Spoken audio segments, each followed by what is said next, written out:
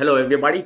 So we'll get started with the revision of IND AS 20 Government Grant and Disclosure of Government Assistance with the help of our chart book. So this particular standard covers if you have received anything from the government, okay, any assistance from the government you have received, any subsidies from the government you have received, what to do for such transaction is what is the scope of this particular standard.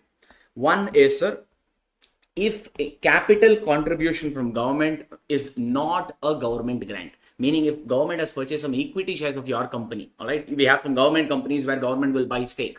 So if government purchases some equity shares, you can't apply IND AS 20 to 20 ka provision there, because that is just a transaction between a company and the shareholder. So IND AS 20 ka, it doesn't come under IND AS 20 ka scope. One is that. And if you have any biological assets measured at fair value less cost to sell, and if you receive grant for them, then you'll have to account it as per IND AS 41 and not as per IND AS 20. However, if such biological assets are measured at cost model, then you'll have to apply IND AS 20 ka provision itself, which we learned there. Now we're going to learn IND AS 20 more. Okay. And if you're doing any normal transactions with the government, like buying goods from the government or selling goods to the government, etc., those are your normal transactions. Don't apply IND AS 20 provisions for that. Okay.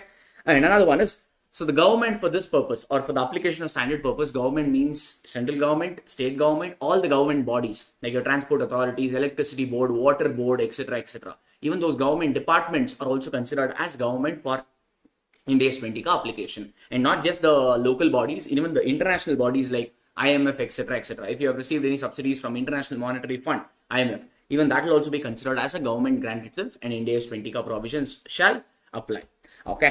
Okay, sir, what does this mean? If you look at the standard, sir, they're talking about government grants and disclosure of government assistance.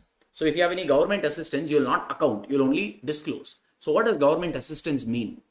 Government assistance means some administrative help that you receive from the government, some marketing help, etc. Like, let's say you want to set up a business, means you need to take permission from the government authorities, right? Let's say our state government said, let's say you want to set up a business in Karnataka government told you don't have to go run pillars and posts to 101 government departments. Normally, if you are establishing factory and all, you need to take permissions from many government departments.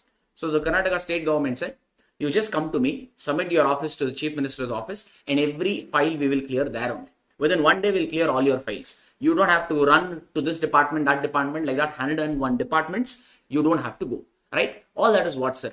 That is nothing but your speedy clearance of file. So if your files are getting cleared in a lot sooner than in the normal course. So those and all, we call it as government assistance. For this, you can't quantify, you can't assign a value to this. That's the reason we only disclose it in notes to accounts. No accounting treatment is there for such items. All right.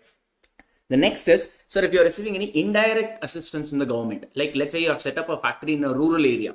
That rural area does not have much infrastructure facility. It doesn't have a proper roads or power or water facilities. Let's say government has started putting roads, started giving electricity connections and water connection. Can you call that as a government assistance? No. Because why? It is not just given to the factory or company alone. It is given to the whole, in that whole particular area, everybody will get this facility. And company is also operating in this area, so they will also get this facility. So that becomes your indirect assistance. It is not given to the company alone. It is given to everybody, public in general. That's the reason for them and all, indirect assistance like infrastructure help that you have received from government and all, you will not apply IND AS 20 ka provision. Okay. So what does government grant mean? Government grant means some transfer of resources for past or future compliance of condition.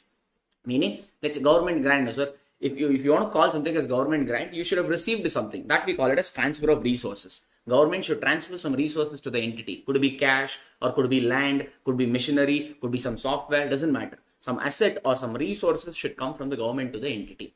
For government will not give all this at free of cost. They'll put some condition. It could be past or future condition. Maybe condition is already fulfilled. That's the reason government is giving you this. Or government is saying, I'm giving you 10 lakh rupees cash now, but you have to fulfill some conditions in future. So it could be conditions, could be past, or it could be a future compliance also. It doesn't matter. But some resources should flow to the entity for you to call it as a government grant. That is one. Okay. Sir, when can you account government grants? There is a recognition criteria. If you want to show government grant in your books, all right, then the company should have a reasonable assurance that they will fulfill the conditions. Normally, grants come with some condition. So government should have a reasonable assurance that they will fulfill the conditions, or the entity rather should have a reasonable assurance that they will fulfill the conditions imposed by the government, and we should have a reasonable assurance that we will receive the grant also. It should not just be a false assurance. Like many times government promise many things, So, all right. So, you should have a reasonable assurance that you will finally receive it. Maybe a mail confirmation or something like that would help you in determining whether the grant will be received or not. So, the day these two conditions are satisfied, you can go ahead and book your government grant, or you can go ahead and pass the accounting entry in your books. So, it is not a receipt-based accounting. The day these two criteria are satisfied, that day you can go ahead and pass your journal entries or accounting entries. Okay. Next is loan at a less market rate of interest. Let's say market rate of interest is 10%, but government gave you a loan at only 7%. Actual rate of interest in the market is 10%, but government give you at 7%. So in this case, what? So you are able to save some interest, yes or no, 3%, right? So in this case, what to do is, it's like your same, sir. If you remember, we used to do in your financial instrument, transaction done at off market terms, right? So in that case, what we used to do? We used to find out the fair value. You used to account the transaction at fair value. How you used to find out fair value? Present value of future cash flows discounted at market rate. Here also you do the same thing. What is the market interest rate? 10%. Find out the present value of future cash flows and discounted at 10% rate. Okay. Fair enough. Then there will be a difference. The transaction price and this fair value will not match. The difference will be accounted as a government grant. So what will you do for this government grant? That depends on the condition. If there are no conditions, then the difference you can transfer it to P&L immediately. If suppose government has put a condition saying, put some condition, and to fulfill those conditions it takes about 4 years, means then this government grant that you're getting as balancing figure, you will amortize to P&L or transfer to P&L over 4 years, like that. So there is one treatment. You'll have to look at the facts of the case and accordingly see what to do for that government grant which you have arrived as balancing figure here. Okay. All right. Then forgivable loan. Forgivable loan means government will give you the loan and forget about it. Okay. So even if such a thing, if at all you have received, means that is also a government grant itself. What about the accounting of government grants, sir? Sir, if you remember accounting standard 12, CA intermediate, they used to say grants received in the nature of promoter's contribution, we used to transfer it to capital reserve. All other grants, we used to say it's a revenue related grant, we used to transfer it to P&L. So AS 12 had two components. If it is capital grant, they used to transfer it to capital reserve. If it is revenue grant, we used to transfer it to P&L account in CA intermediate. We are not in CA intermediate anymore, right? We are CA final students, sophisticated. So what IND AS 20 says is, boss, every grant has to see the face of P&L. Every grant has to be transferred to P&L. There is no capital reserve, blah, blah, blah, blah, blah. Every grant has to be accounted or transferred to P&L only. The question is, will it be transferred to P&L immediately or will it be amortized over a few years? The IND AS 20 thought process behind this is, normally when the government gives some grants and all to the companies, right, they will put forth some condition. They will impose some conditions. And to fulfill those conditions, entity will incur a cost. To fulfill those conditions, you have to incur some cost. Since those related cost is going to P&L, applying matching concept, this grant income also should go to P&L. So with that ideology, this particular IND AS 20 is being built. So every grant in your IND AS 20 will go to P&L only. There is no concept of capital reserve, blah, blah, blah, and all as per IND AS 20. So only income approach is allowed as per the IND AS 20. Okay, that's one.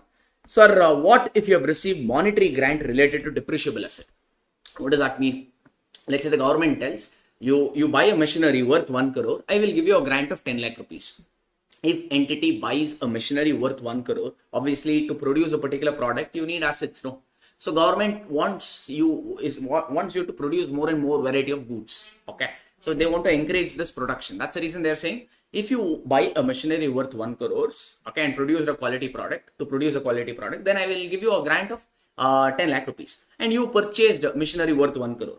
So you also got a grant of 10 lakh rupees in the form of cash. You didn't get machinery from the government. Since you purchased machinery, government gave you a cash of 10 lakh rupees. So what should we do for this? There's a monetary grant because what you have received is a cash, and cash is a monetary item, right? So if you have received cash, a monetary grant in the form of cash, then there are two acceptable methods because this is related to depreciable asset. No, one approach is you can reduce it from the cost of the asset. Well, how much did you buy the machinery for? 1 crore. How much grant did you receive? 10 lakh. So directly you can show the asset at 90 lakh rupees in your books. So set off the grant from the machinery cost and show it at 90 lakh. Thereafterwards, you will depreciate the asset, this machinery, only to the extent of 90 lakh. If the asset life is 10 years, means this 90 lakh will be, if the asset life is 10 years, means 90 lakh will be depreciated over 10 years, like that. Okay, that is your asset cost reduction method, or reducing the grant from the cost of the asset. That is one. Or deferred income method. There is another method which is permissible, which is deferred income method. What deferred income method says is, you book plant and machinery at 1 crore itself. You bought the machinery for 1 crore, no? So you show the machinery at 1 crore itself. whatever grant you have received, how much grant did you receive? 10 lakh. That you treat it as a deferred income. You book a separate income for it called deferred income. Deferred income means it will not go to P&L immediately. Okay. You will show this as a deferred income. You will pass the journal entry, bank account debit to deferred government grant 10 lakh. Okay. Sir, but you just now told all income should go to all deferred government grant, it should go to P&L. Yes, this will also go to P&L. Sir, when it will go, sir? Sir, how long will your asset last for? If the asset useful life is 10 years means, right? That means you will charging depreciation on this asset for 10 years. This grant also will be amortized to P&L over 10 years. Like that. In what ratio, sir? In depreciation ratio. The way you're charging depreciation, or for how many years you're charging depreciation, that many years from deferred grant, the government grant account, you will transfer it to P&L account in the ratio of depreciation. If depreciation is equal means grant also will be transferred equally to the P&L account. That is a treatment. Okay. Thank you so much for your comments. Yeah, Pradosh. All right, I'll come back to this now. What if the government grant is related to non-depreciable asset? This is the case of depreciable asset. Correct, no? But you could have a government grant related to non-depreciable asset also. Like you purchased the land.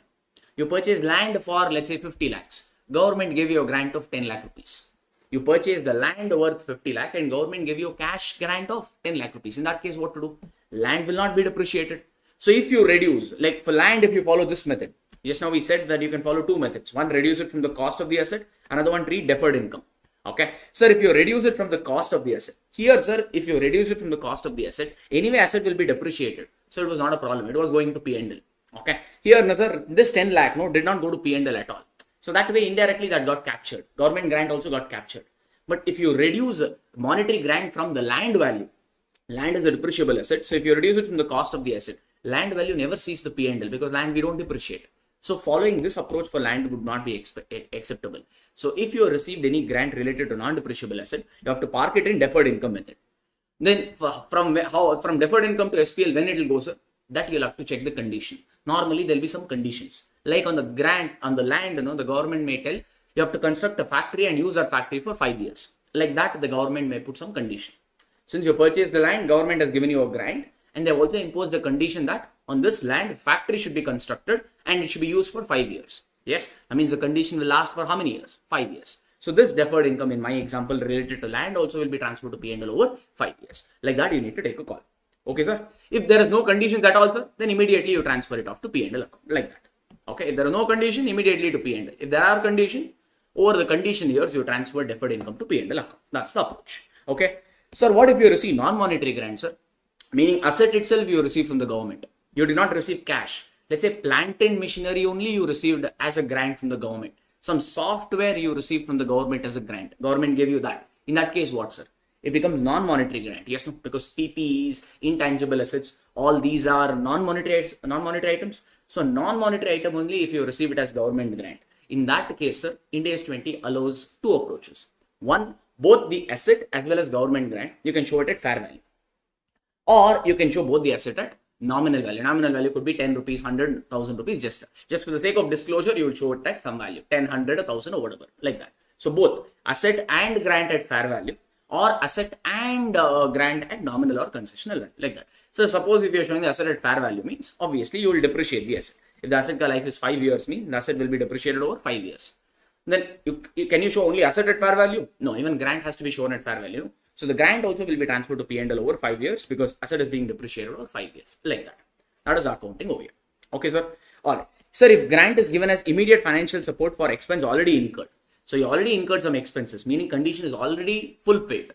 Okay. And government has given you some grant as immediate financial support. Like COVID, this government did a lot of this, right? When COVID happened, the government gave a lot of assistance to many companies, especially SMEs and all. They never put any condition. They said, just take it. We know that it is a difficult times. Okay. We are not imposing any condition. Just take the amount. That's all. So if that is the case means there is no condition, or indirectly you could say condition is already fulfilled. So entire grant will be transferred off to P&L account as soon as the grant becomes receivable. You don't have to wait till the time it is received, because government grant accounting is not a receipt based accounting. It is based on recognition criteria. The day the two recognition criteria are satisfied, condition fulfillment, reasonable assurance about conditions fulfillment, and a reasonable assurance that you will receive the grant. So the day you feel that those two conditions are satisfied, you can go ahead and recognize the grant. Here there is no condition. So you should have a reasonable assurance that you will receive this government grant. If you have already received, great. You can transfer entire thing to P&L. Or if you receive a confirmation mail from the government saying we will give you the grant in about some time, then that is good enough. And today only you can pass, based on the mail, you can pass the journal entry in your books like that. Okay. All right. The next one is, sir, what if the government is related to non-operating activities or it is not related to my core operating activities? Doesn't matter, sir, whether it is related to operating activities or non-operating activities. Drama is still the same. Every grant has to see the face of P&L. Okay. Meaning it has to be transferred off to SPL only. All right. That is one. Next one. Sir, suppose what if the government grant gets refunded, sir? Because on government grants, there will be some conditions. If conditions are violated, what will the government do? They may take the money back. So if the government grants by chance gets refunded, what to do, sir? So first you need to check how have you accounted that grant. By chance, you have reduced it from the cost of the asset. Let's say it was a monetary grant related to depreciable asset. It was a monetary grant related to depreciable asset. If you have received any monetary grant related to depreciable asset, you have two options to account it when you received it initially. Either reduce it from the cost of the asset or treat it as deferred income. So suppose you had reduced it from the cost of the asset initially. When you had received the grant or when you had done initial government grant while accounting, you had reduced it from the cost of the asset. Now the same grant is getting refunded, means you think logically what you need to do. Whatever you have done, you need to undo. That time you had reduced it from the cost of the asset, means now you will increase the cost of the asset. So if you increase the cost of the asset or carrying amount of the asset, obviously depreciation or amortization also will increase. So what if you had accounted as deferred income? So deferred income means, will the deferred income forever will have balance? No, deferred income also every year, some portion from deferred income you will go and transfer to P&L account. Let's say you received a government grant of 10 lakh. So that means deferred income had a balance of 10 lakh. Okay. This grant, no sir, was transferred to P&L over 5 years. This grant was being transferred to P&L over 2 years. So after over 5 years, let's say after 2 years, the grant became refundable. Grant became refundable because there was some condition violation which happened. Okay. So that means, do you think, sir, initially when you received the grant, the deferred income or deferred government grant account will have a balance of 10 lakh. Now 2 years is already over and you're amortizing this over how many years I told? 5 years. That means now do you think still deferred government will have a balance? No, will have that much balance. No, 10 lakh you are amortizing to P&L over 5 years. That means every year you are transferring to 2 lakh. 2 years is already over. That means 4 lakh you already transferred. So in 10 lakh rupees, 4 lakh rupees you already transferred, means the balance in deferred grant is how much? 6 lakh. Okay. So now the grant has become refundable. There is only credit balance of 6 lakh rupees in deferred government grant account. So in this case, the journal entries, whenever you're following deferred income method, and if deferred income and if grant becomes refundable, first try to adjust the amount from deferred government grant account. So you'll pass the journal entry, deferred government grant account debit. How much balance is available on the refund date? Only 6 lakh. But you have to pay how much? You have to pay back to the government 10 lakh rupees. So journal entry is not matching. There is a balancing figure of 4 lakh. That you will use what, sir? P&L account. So our SPL account debit as balancing figure. Why P&L? Because this deferred government grant, where it was transferred to? 4 lakh deferred government grant was transferred to P&L only, no? So you will use P&L as a balancing figure. Okay. First, always check how much is the balance in deferred government grant. First use that or first set it off against that. The refund you first set it off against deferred government grant. If there is a shortage, then you use SPL as a balancing figure in this particular case. Okay. That's the same for everything. Whether it's a asset related grant or a normal income related grant also. It's the same thing. If you have deferred government grant, first set it off with the deferred government grant. Then the balance figure you use SPL account. That's a drama. Okay. Next about presentation. Sir, how will you show this government grant in balance sheet and P&L, sir? One is in the balance sheet, sir. Excuse me. You have deferred government grant over here, no? This deferred here, like for here in this instance, deferred government grant initially will have 10 lakh rupees balance. Yes. That deferred government grant either will be shown in current liability or non-current liability. It depends. Like now in this particular thing, if I have to show, suppose year one, if you have to prepare balance sheet, means you will show deferred government grant. Deferred government grant, it will have a credit balance. So it has to come on the liability side. Okay. Some portion of the deferred government grant will come under non-current liability. Some portion will come under current liability. Okay. So out of this 10 lakh, sir, how much will you transfer to P&L? In fact, in 10 lakh, no, 2 lakh is already transferred. So the balance in the end of first year is what, sir? Let's say you receive the government grant at the beginning of first year. At the beginning of first year, if you receive government grant, means 2 lakh you would have already transferred to P&L. So balance would have been 8 lakh. Yes, correct. So this is year one ending ka deferred government wala grant wala balance. In this 8 lakh, 6 lakh you will show it as non-current liability and 2 lakh is current liability. Sir, why, sir? Sir, in this 8 lakh, how much will be transferred to P&L in the second year? In this 8 lakh, how much will be transferred to next year P&L? 2 lakh rupees, correct? No, that means in this 8 lakh, when you transfer it to P&L, deferred government grant balance will reduce, correct? So what is current liability? Something which is settled within 12 months from the balance sheet date, we call it as current liability. Yes. Something which is received within or receivable within 12 months from the end of the balance sheet, we call it as current asset. So since this 2 lakh reduction is happening within 12 months from the current balance sheet date, this 2 lakh you will show it as current liability, and 6 lakh, the remaining 6 lakh you will show it as non-current liability. Total that will come in a balance sheet is 8 lakh. This is your presentation. Okay. All right. Sir, what if you have not received the government grant? Because if you have received the government grant, the journal entry is bank account debit to deferred government grant. If you have not received means, then you will pass the journal entry government grant receivable account debit, government grant receivable account debit to deferred government grant account. Okay. In this case, 10 lakh, 10 lakh. So this deferred government grant, you are showing it under some portion under current liability, some portion under non-current liability. That's the presentation part. What about this government grant receivable?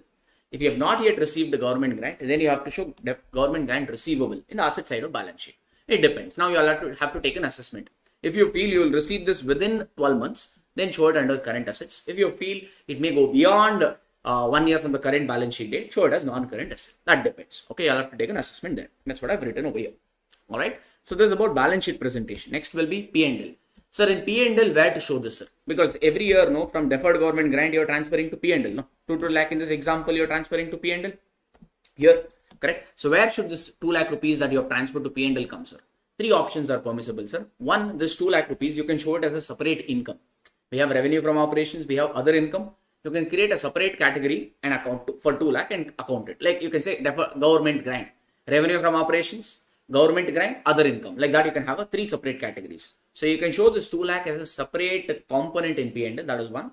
Or you can show it under other income, or you can reduce it from the related expense itself. Normally, I told you, government grant come with some conditions. So to fulfill those conditions, you'll have to incur some cost. Okay, that could be employee training cost, whatever. All right. So you would incur some cost. So what you can do is, instead of showing this deferred government grant as an income on the P&L account, you can reduce it from the cost. That is also permissible. I'll take you through 1 or 2 questions on this particular concept also. So this is about the presentation aspect of the government grant.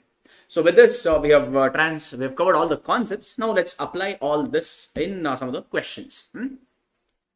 Excuse me. First, A Limited received from the government a loan of 50 lakh rupees at 5% interest rate. So we are actually paying, it's not a free loan. We have to pay interest, but only at the rate of 5%.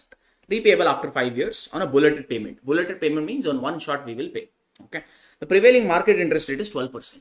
So in the same loan, if we take it from the market, we will have to pay 12% interest rate, but government gave it to us only for 5%. So obviously it's given at concessional interest rate. So this is simple like your like a compound financial instrument, or your transaction happened at off-market terms while accounting. Like that only you need to account this.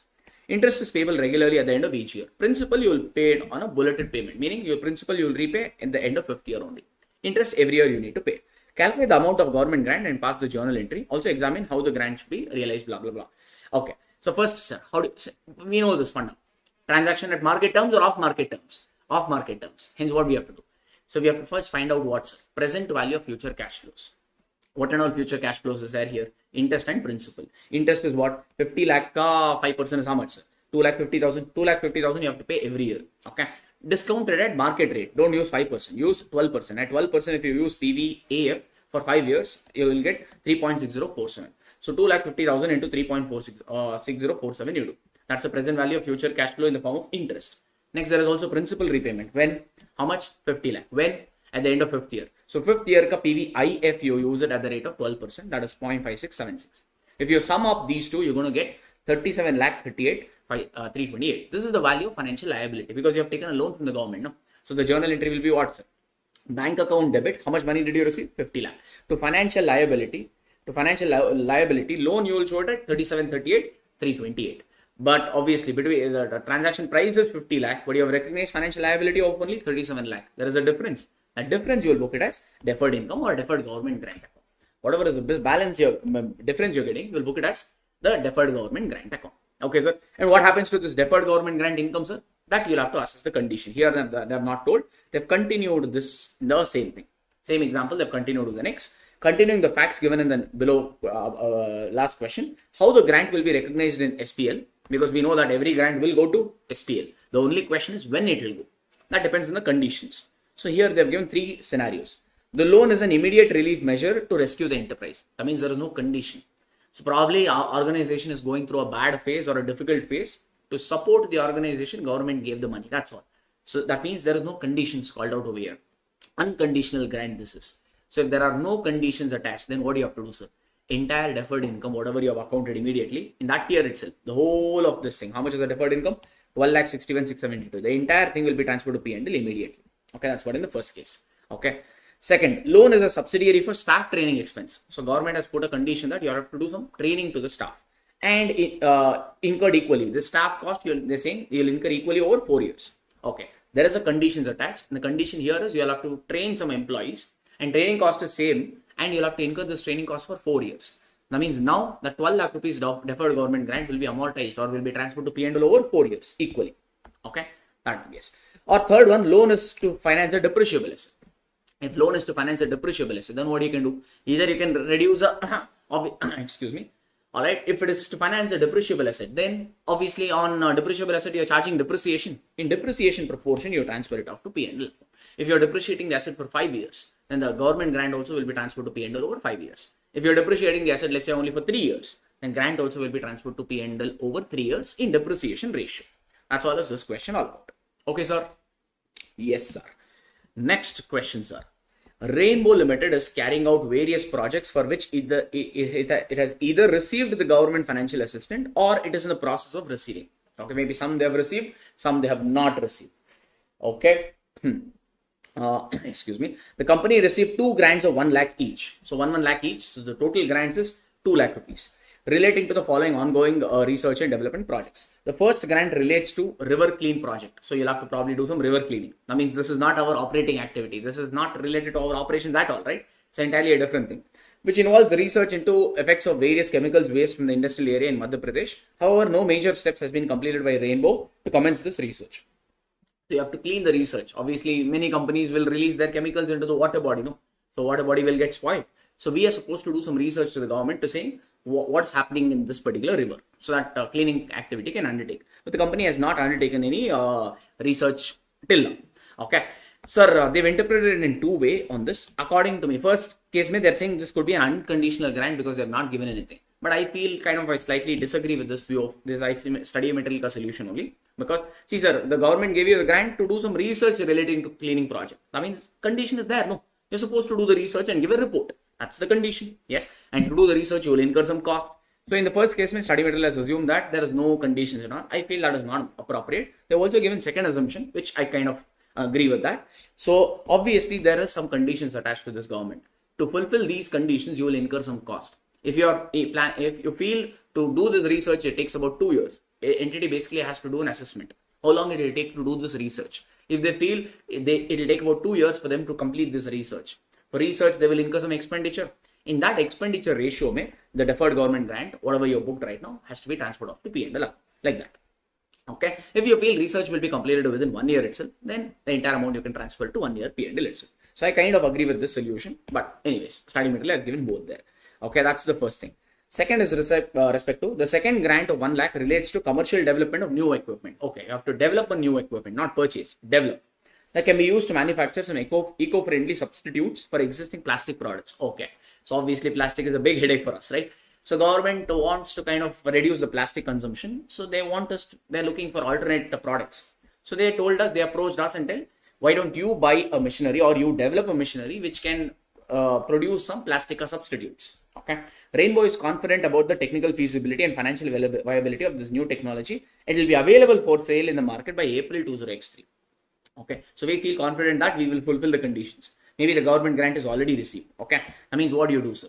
There is definitely conditions. We need to develop this machinery.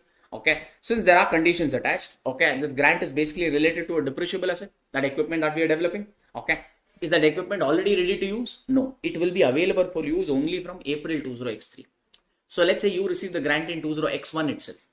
You receive the grant in 20X1 itself. Okay, but asset is ready to use only by 20X3. We don't know which year we are in. Actually, we are in 31st March 20X2. Okay, they've given away. Okay, so we are in 31st March 20X2, but the asset is not yet ready to use in the current year. Asset will get ready to use only from the next year. Okay, so whatever grant you have received in the current year, so you have to show it in the deferred income, sir.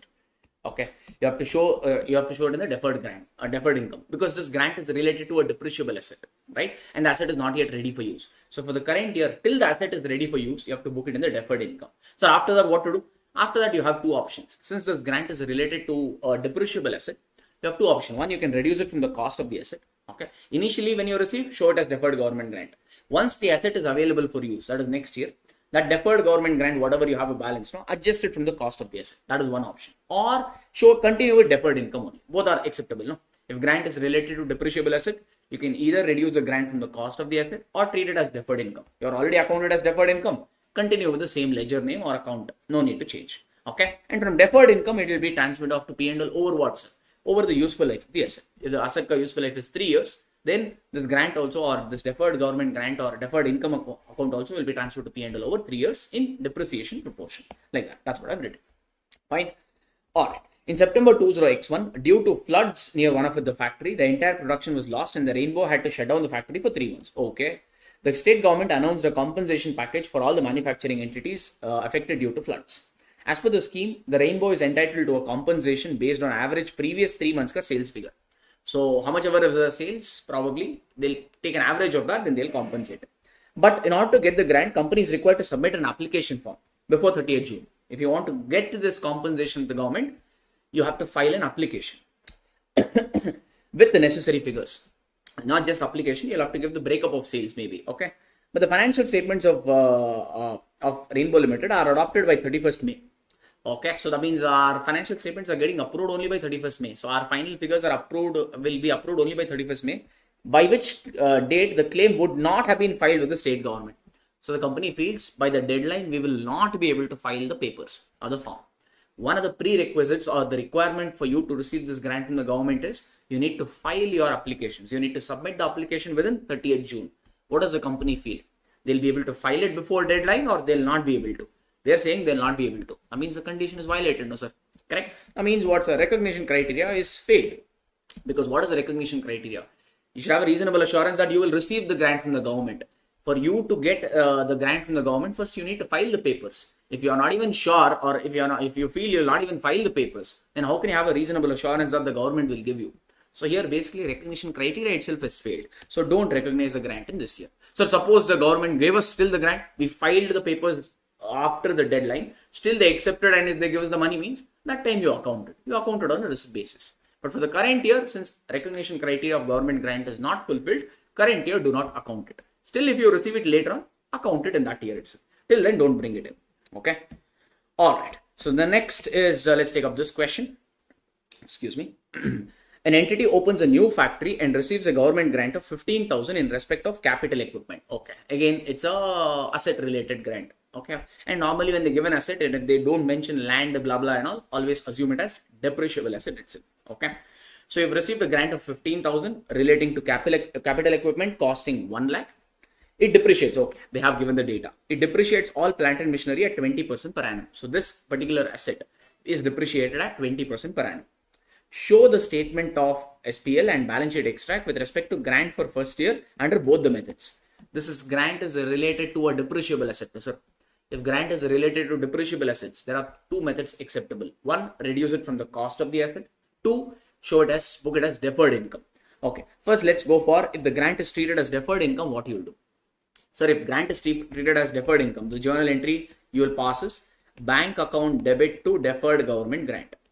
Whatever name, it's okay. Bank account debit to deferred government grant. How much did you receive, sir? 15,000. Yes. So, asset, how much did you buy the asset for? 1 lakh. Asset, you bought it for 1 lakh and you're depreciating the asset at 20%. Okay. So, 1 lakh at 20% is how much? 20,000. So, first year, you will charge depreciation of 20,000 in P&L account. Depreciation is a cost they're representing as negative number. All right. Is this the only thing? No. Sir, grant is an income. No? Income, you have to transfer it to P&L. Over what? Since this is a grant related to depreciable asset, you're charging depreciation. No? So, for how many ever years this asset ka useful life is? For that many years from you will transfer from deferred grant to P&L account. You're depreciating this asset at 20% per annum on a straight line basis. That means every year you're depreciating by 20% means if you depreciate it over 5 years, 100% of the asset will get depreciated. So useful life of the asset indirectly they're telling is 5 years. So this grant also will be transferred to P&L over 5 years. So every year how much will you transfer? 3,000. So 3,000 you will show it on the income side. Okay. So you can give whatever name, government grant credit or whatever they've called is 3,000. Okay. That's one. But in P&L, there are three possible ways of presentation. What is that? Either you can show it as separate income or as other income or reduce it from the related cost. So since this is just P&L extract, so we're not going too much into those aspects. So that's about this. Okay. So net effect in P&L, if you compute depreciation, you booked an expense of 20, grant you're booking as an income of 3,000. So net effect is 17,000. This is under the first method of P&L. They also ask you balance sheet extract. So in balance sheet, what will come? Asset you bought it for 1 lakh, you depreciated by 20. So 1 lakh minus 20,000, asset will be shown at 80,000. What about deferred government grant? So deferred government grant has a balance of 15,000. You transferred how much to P&L in the current year? 3,000. So how much balance is there? 12,000. So the entire 12,000 you will show it as non-current liability. Yeah? No. In the current year, its balance is 12. But out of this 12, 3,000 you will transfer it off to P&L in the next year. Correct? No. So that means in a way you could say 3,000 is getting settled within 12 months from the current balance sheet date. So of this 12,000, 3,000 you will show it as current liability and balanced 3,000 you will show it as current liability and balance 12 you have to show it as non-current liability. That's what they've shown. And a non-current liability effect, sorry, my bad. Yeah?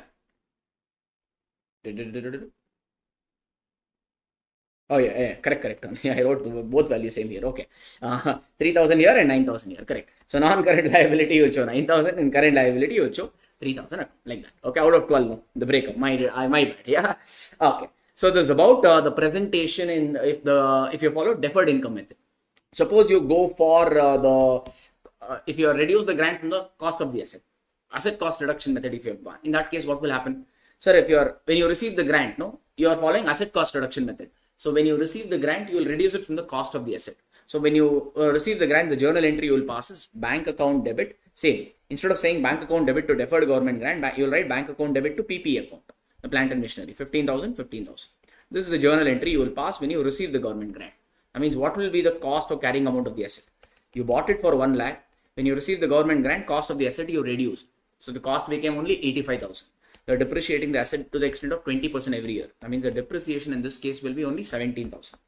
So in your P&L account, only depreciation will come, which is to the extent of 17,000. Grant will not come because grant is already adjusted against the cost of the asset. So if you just check the comparison, in the first method, you depreciated by 20. In the second method, depreciation is only 17. But do the net impact. Under the first method, the net impact in SPL was 17,000 expense. In the second method also, it is 17,000. So whatever method you follow, final effect in P&L is the same. Just the way of booking the income and expenditure slightly varies. Okay. Balance sheet, what will happen, sir? Balance sheet, the cost of the asset is only 85,000 now. From that, you depreciated 17,000. So from 85, if you reduce 17, the cost of the asset will be 68. You will not show deferred government grant and all because you have reduced the grant from the cost of the asset. So that deferred government grant will not come in this particular method. So that's about the accounting under both the methods. Okay, maybe we'll take up one more. A company received a cash grant of 30,000. Great. The grant is towards the cost of training young apprentices. So you have to give some training to some interns. Okay. To give the training, you have received some grant. Okay. Training program is expected to last for 18 months from 1st April 20x1. Okay. So we received the grant on 31st March 20x1. So that is the year. In the current year, will we be able to train? No, you are receiving the grant at the end of the current year. So the training can start only in the next year. So training will start from 1st April 20x1. It will go on for 18 months is what they're saying. Actual training cost incurred in 31st March X1, X2. I mean for 20x1, X2. That year, you will incur 50,000. And training since is going beyond 12 months. In fact, training will go on for 18 months. No, some more training you will give it next year. That is 20x2, X3, which is 25,000. That is the training cost. All right. So that means the training will be lasting for how many years here? 18 months. So 12 months belongs to the next year and 6 months of next year. So the ratio is 2:1. So here they've accounted or they've split the government grant in time ratio, but according to the more appropriate one is, sir, this grant is related to training, right? So yes, correct. For training, you are incurring some cost. So in the training cost ratio, that's what the government, the IND AS 20 says, right? If there is any expense relating to the grant, in that particular expense ratio, you transfer it to P&L. But ironically here, the expense ratio and time ratio are same. How much is the expense for first year? 50,000. For the second year, 25,000. So the ratio is what? 2:1. Even the time ratio is 2:1 and expense ratio is 2:1. But they have done it in time ratio. According to me, the more appropriate one is the expense ratio. Okay. So current year, when you receive the government grant, you'll write bank account debit to deferred income. Because current year, you have not done any training. So this deferred government grant or deferred income account will have a balance. Can you transfer anything to P&L account? No, this year you have not done any training. So this year nothing will go to P&L. This grant has a balance, it will come in balance sheet. So in 31st March when you prepare a balance sheet, 31st March when you prepare a balance sheet, one second. So you have to show this government grant. So you know that government grant, some portion of government grant will come under current liability, some portion under non-current liability. So totally you have received 30,000. Okay. In that, how much will you transfer? This is, let's say, year 1, this is year 2, and let's say this is year 3. This is your deferred income, 30,000 you have received. Next year, how much will you transfer? In 2:1 ratio, you will transfer this. So next year, how much will you transfer? 30,000 into 2/3. That is 20,000. So 20,000 of this government grant income, you'll book it in next year, in year 2, and balance 10,000, you'll book it in year 3. Okay. So out of 30,000, you'll have to show this in your balance sheet now. So out of 30,000, 20,000 is getting settled or settled within 1 year. So 20,000 you will show it as current liability. 10,000 is going beyond 1 year, right? You are in year 1 now. This 10,000 is getting settled only in year 3. That means this one you have to show it under non-current liability. So first year when you prepare balance sheet, 20,000 current, 10,000 non-current you will show. This is for the first year. Now second year, what is the balance in deferred government grant? Sir, you had a balance of 30,000, 20,000 you already transferred. That means the balance in deferred government grant for second year is only 10,000. And this 10,000 is getting settled in the third year. If you are when you're preparing balance sheet for second year, right? The balance in deferred government grant only is 10,000, and that 10,000 will be settled off or it will be transferred to P&L within the next year only, right? That means it is getting closed within 12 months from the balance sheet date. So in the second year when you prepare balance sheet, only you will show the deferred government grant balance is 10,000, and specifically you will show it under current liability because nothing is going beyond 1 year. That's the reason. On 31st March, entire deferred government grant has gone to P&L. So is there any balance? No. The balance in deferred government grant for the third year has become 0. So nothing will come under current or non-current for that matter. This is about balance sheet. Next, when you prepare P&L, first year on 31st March 20x1, you can't book any income because condition is not yet fulfilled. Condition was to train the employee. Training will start only from the year 2 onwards. This is your year 1, this is your year 2, and this is your year 3. Training will happen only in the year 2. So no part of deferred government grant, you can book it as an income in the year 1. Okay. In the year 2, have you trained? Yeah.